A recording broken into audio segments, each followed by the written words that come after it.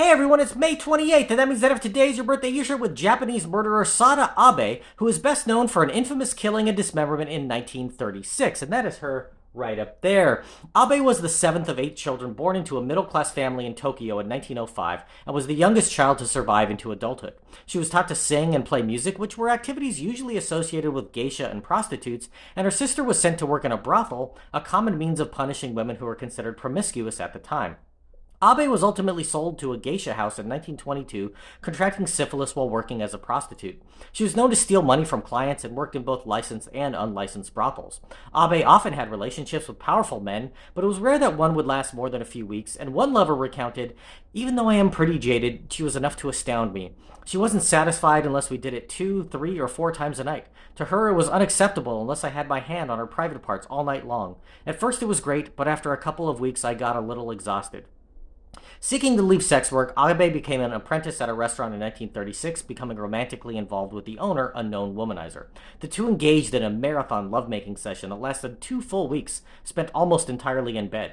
When he returned to his wife after their tryst, Abe became agitated, feeling jealousy perhaps for the first time in her life. After going to see a play in which a geisha attacks her lover with a knife, she decided to threaten the object of her affections with one at their next meeting. She brought a knife with her when they were together, placing it at the base of his penis during sex, saying that she would make sure he never played around with another woman again. I don't want to kink shame, but that's a red flag, right? The two began to experiment with choking one another while making love, and she used her sash to cut off his breathing, with it going so far that one night his face became distorted and would not return to its normal state.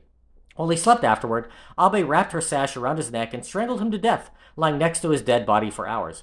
She then severed his genitals with her knife, wrote a note in blood on his corpse, and carved her name into his arm. Okay, that's for sure a red flag. She put his severed manhood into her purse and left. When asked why she did this, Abe responded, "Because I couldn't take his head or body with me. I wanted to take the part of him that brought back to me the most vivid memories."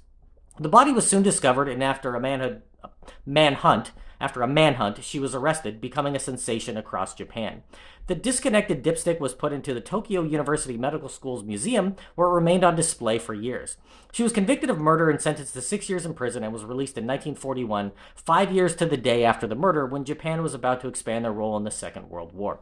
The record of her arrest and interrogation became a best-selling book in Japan, and she made frequent media appearances as an expert in sexuality and women's rights, with multiple films being made about her life, including a pornographic biopic. Abe never again had any legal troubles and died sometime after 1971. It's unknown exactly when. If this is your birthday, have a great day. Drop me a comment so I can wish you a happy birthday. If you know somebody whose birthday it is today, send them this video so I can find out all about their birthday twin. And to Sada Abe, I say, happy